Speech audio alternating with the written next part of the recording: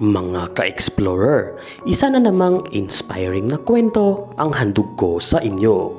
Natunghayan natin sa part 9 ng kwentong ito ang suspense na pagkakaligtas nitong si Chris dito kay Tess. Napag-alaman din nating naging pangit ang una nilang pagtatagpo, ngunit lahat ng iyon ay napawi nang nagsimula na ang mga itong makilala ang isa't isa. Naging maganda ang gabing iyon para kay Tess, pero anong kapalaran kaya ang nagaantay sa kanya sa mga susunod na araw? Mga ka-explorer, isa po sanang favor ko sa inyo.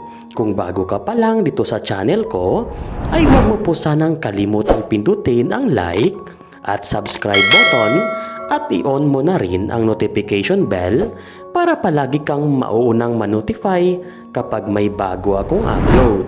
Naging mahimbing at matiwasay ang tulog nitong si Tess sa gabing iyon. Dahil na rin siguro sa sobrang pagod nito sa araw na iyon at sa sumang-ayon sa kapalaran niya ang nangyari sa gabing iyon. Kaya nakalimutan na niyang magbihis at maglinis ng sarili at nakatulog na ito. Kinaumagahan, pagkagising nitong si Tess at nang tingnan niya ang sarili niya sa salamin ay nagulat ito sa kanyang sarili at natawa. Nakita kasi nitong suot-suot pa niya ang damit na ginamit niya noong isang araw at ang gulo-gulo pa ng kanyang itsura. Naku po, na-excite naman yata ako ng sobra kagabi ah. Nakalimutan ko ng kahit mag-ayos man lang. Tugon ni Tess sa sarili nito. Saglit na naghilamo si Tess at agad-agad na pinuntahan itong si Aiza sa kwarto nito. Sakto naman nagising na pala ang bata sa mga sandaling iyon. Humingi si Tess ng tawad sa bata dahil sa di niya ito naturuan sa gabing iyon. Okay lang Ate Tess, bawi ka na lang pumamaya. Huwag ka nang malilate ha. Malambing na tugon naman ni Aiza dito kay Tess. Promise, di na ako malilate. Pangako namang binitawan ni Tess dito sa bata. Dahil sa maaga pa naman sa mga sandaling iyon, kaya niyaya muna ni Tess itong si Aiza para tulungan siya nito sa takdang aralin nito. Mabilis namang natapos ng dalawa ang takdang aralin nitong si Aiza. Lingid sa kaalaman ng dalawa, na habang busy ang mga ito na gumagawa ng takdang aralin nitong si Aiza, ay palihim naman silang sinusubaybayan ng auntie nito. Dahil sa nagustuhan nito ang ginawa ni Tess, kaya pinagluto na lang niya ang dalawa ng pang-umagahan nila. Nagulat na lang si Tess nang magmadali na itong pumunta ng kusina para magluto. Nang nakita nitong nakahanda na ang kakainin nila. Tita, ba't po ikaw ang nagluluto niyan? Hayaan mo na po yan tita at ako na po ang tatapos. Pagpigil ni Tess sa tita nito sa pagluluto. Okay lang Tess, kaya ko na to. Maliit na bagay lang naman to no. Tawagin mo na lang si Aiza at sabay na kayong kumain. Wika naman ng tita nitong si Tess. Sure kayo tita ha, okay lang po kayo dyan. Sige po, tatawagin ko na si Aiza. At nagmadali na si Tess na tinawag si Aiza sa kwarto nito. At sabay ang mga itong kumain. Sa umagang iyon ay naging masaya ang tatlong nagsamang kumain habang nagkukwentuhan. Matapos nilang kumain ay tinulungan muna ni Tess ang tita nito na linisin ang mga pinagkainan nila. At nag-ayos na ito ng kanyang sarili para naman pumasok sa school nila. Mabilis lang naman si Tess na nakarating sa school nila dahil sa dinaan na lang ito ng tita niya sa school nila. Habang naglalakad si Tess sa hallway ng school nila ay wala itong naramdamang kaba at maaliwalas ang mukha nito habang nilalakad nito ang direksyon papunta sa kwarto niya. Sa kabila pala ng maaliwalas niyang mukha ay nakatago pala ang pangamba niyang baka kung ano na namang problema ang nag-aantay sa kanya.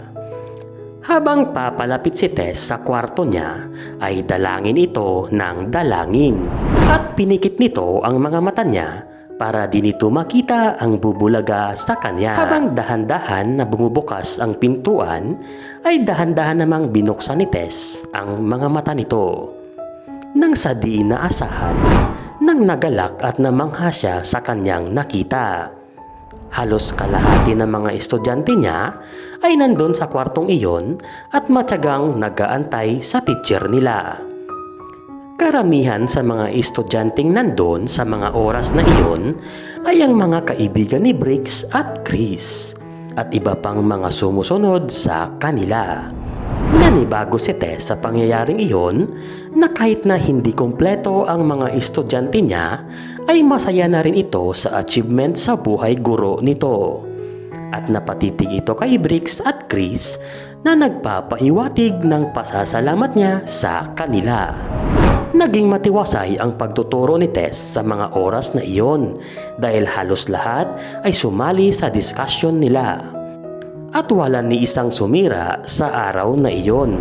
Yun nga lang kasi halos lahat ng nandun ay mga kakilala lang nila Briggs at Chris. At ang iba na mga kaklase nila ay wala sa mga oras na iyon. Kahit na maganda ang araw na iyon, ay di mawala sa isipan nitong si Tess ang pag-aalala. Nang makita ang bakanting upuan nitong si Annie. Hindi na malaya nitong si Tess na may idea na pala itong dalawang bago niyang kaibigan sa kung bakit ang kasiyahan niya ay may halong lungkot at pag-aalala. Matapos ang klase nila ay nilapitan si Tess ng dalawa. Si Annie ba ang bumabagabag sa'yo?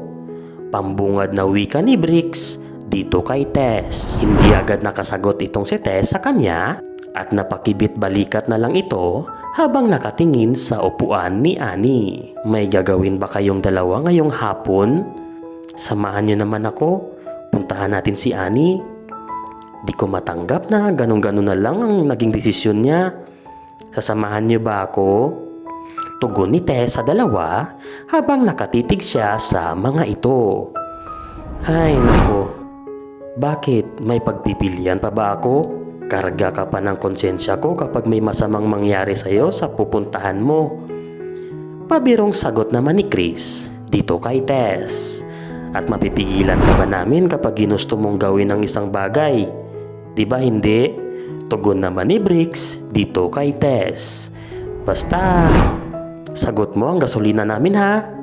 Pahabol na tugon naman ni Chris dito sa kanya. Pakipot pang mga to. Ayaw nyo lang naman na mapahamak ako eh. Wika naman ni Tess sa isipan nito.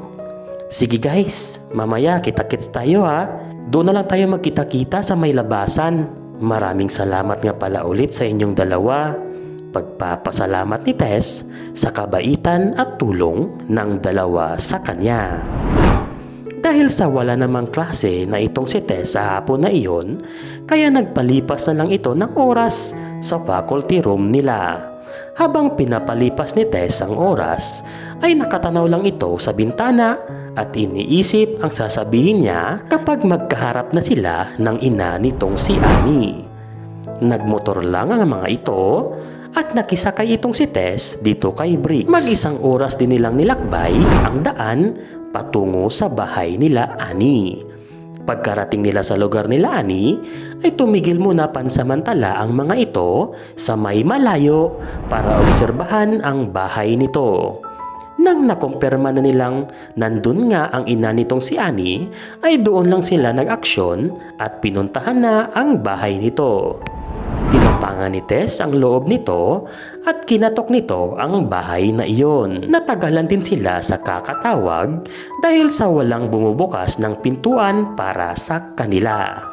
Nang maya-maya ay bigla na lang may bumukas ng pintuan at lumabas ang ina nitong si Annie. Sino ka ba? Ba't ka nandito? Pambungad na tugon nitong ina ni Annie. Teacher nga po pala ako ni Annie. Test nga po pala, Mrs. Sabay inabot ang kamay nito. Napatango lang ng ulo ang ina ni Annie at inabot din ang kamay nitong si Tess. Sabay sabing, Dana nga pala. May magbabago ba kapag pinag-aaral ko ang anak ko? Ganun at ganun lang din ang kalalabasan. Titigas lang ang ulo at wala namang mangyayaring maganda. Pare-pareho lang kayong mga guro. Mga galing lang kayo sa umpisa. Sa narinig ni Tess ay napatigil ito at napatitig sa ina nitong si Annie. Nice meeting you po, Mrs. Dana. Hindi naman po lahat ng guro ay pare-pareho eh.